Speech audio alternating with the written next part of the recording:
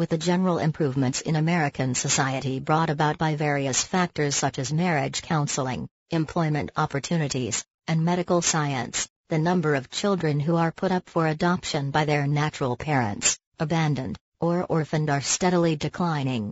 While on the one hand this is definitely a blessing in terms of lives and families saved, but this fact is a problem for couples looking to adopt a child. To this end, many Americans have turned to international adoption as a means of finding a child they can raise as their own. There are a lot of questions running around regarding international adoption policies, and here are some answers to the most frequently asked ones. Will local or foreign policies apply for the adoption? Foreign adoption laws will apply for the child. As far as the American legal system is concerned, an international adoption is a private agreement between the adoptive parents and the foreign country where the child is located.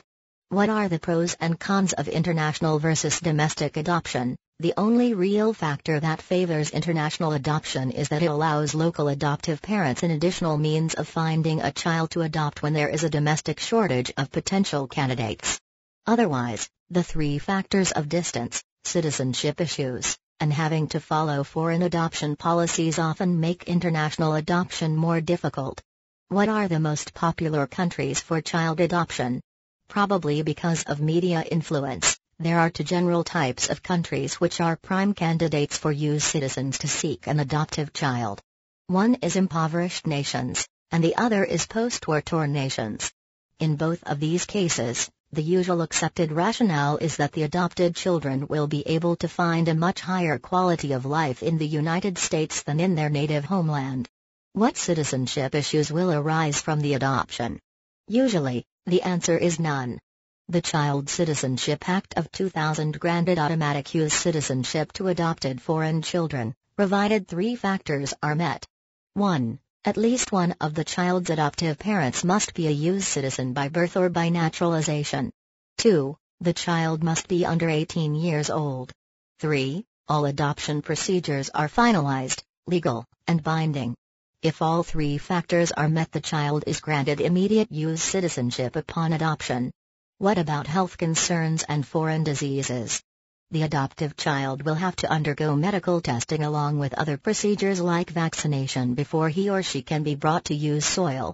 The testing is conducted by certified local medical groups in the child's country of origin. If any medical problems are detected that would normally interfere with obtaining a U.S. visa, the parents are given a chance to rescind their adoption offer. If they choose to continue with the adoption, they have to sign waivers with U.S. immigration stating that they are aware of the facts of the child's medical condition. How do I avoid international adoption fraud? Between the rising demand for adoption in the U.S. and the usual greed of criminals, it's all too easy to get scammed by groups posing as international adoption agencies. The U.S. consular office in the foreign country where you are planning to adopt a child will have a list of the most reputable agencies that you can contact there. How do I avoid citizenship issues arising after adoption? Local state laws may actually choose to challenge your adoption even after you have met the demands of the foreign country's adoption laws. This is because the law in some states don't hold that foreign laws for adoption are legal and binding on U.S. soil.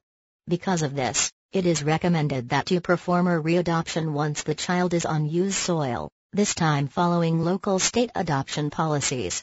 Is traveling to the country of my potential adoptive child recommended? Yes, to take care of any local legal requirements for the adoption.